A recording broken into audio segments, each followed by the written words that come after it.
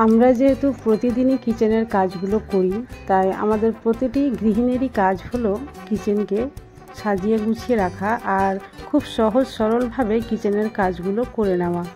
তার জন্য আমি কতগুলো ট্রিক্স নিয়ে এসেছি, যে ট্রিকগুলো যদি তোমরা ফলো করো তাহলে কিচেনের কাজগুলো তোমরা খুব সহজেই করে নিতে পারবে। এখানে দেখতেই পাচ্ছ কয়েকটা মাত্র রসুনের ফল রয়েছে, বা অনেক সময় আদার টুকরোও থাকতে পারে। এগুলো অনেক সময় থেতো করার জন্য আমরা একটা ভুল করে থাকি, হামালদাস্তা ইউজ না করে এইভাবে কিচেন স্ল্যাপে থেতো করে থাকি আর চারিদিকে ছড়িয়ে ছিটিয়ে যায়। তো যারা এইভাবে কিচেন স্ল্যাপে থেতো করে, আমি তাদের জন্য এই ট্রিকটা দেখাচ্ছি। একটা বোতল নিয়ে নিয়েছি আর তার উপর দিকটা আর নিচের দিকটা এইভাবে কেটে আলাদা করে দিচ্ছি।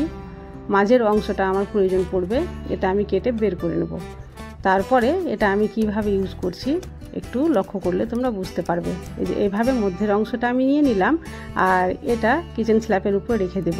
আর এর মধ্যে সেই রসুন বলো আর আদাই বলো না কেন, এভাবে রেখে থেতো করে নিলাম, তাহলে এদিকে ওদিকে ছড়িয়েও যাবে না আর সেটা কিন্তু থেতো করাও হয়ে যাবে। পিকে ম্যাজিক ফুড ফ্যাক্টরিতে তোমাদের সকলকে স্বাগত জানিয়ে ভিডিওটি স্কিপ না করে প্রথম থেকে শেষ পর্যন্ত দেখার অনুরোধ করছি। চলে আসছি পরবর্তী ট্রিকে। এখানেও কিন্তু আমি একটা বোতল নিয়ে নিয়েছি, এই বোতলটাও আমি কেটে নেব। এখানে আমার মধ্যের অংশটাও প্রয়োজন পড়বে না, উপরের অংশ আর নিচের অংশটা আমি নিয়ে নেব আর মধ্যের অংশটা বাদ দিয়ে দিব।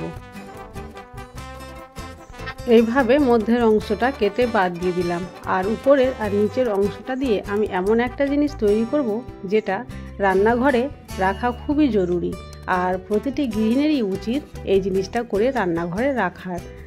তবে চলো দেখে নাও আমি কিভাবে করছি। এই উপরের অংশটা একটু লোহার শিক গরম করে বড় বড় করে ফুটো ফুটো করে নিয়েছি। এই যে দেখতেই পাচ্ছ কিভাবে আমি ফুটোটা তৈরি করে নিয়েছি। আর নিচের যে অংশটা, এই অংশে আমি এবার দিয়ে দিচ্ছি এই ছোট চামচের 3 চামচ লবণ।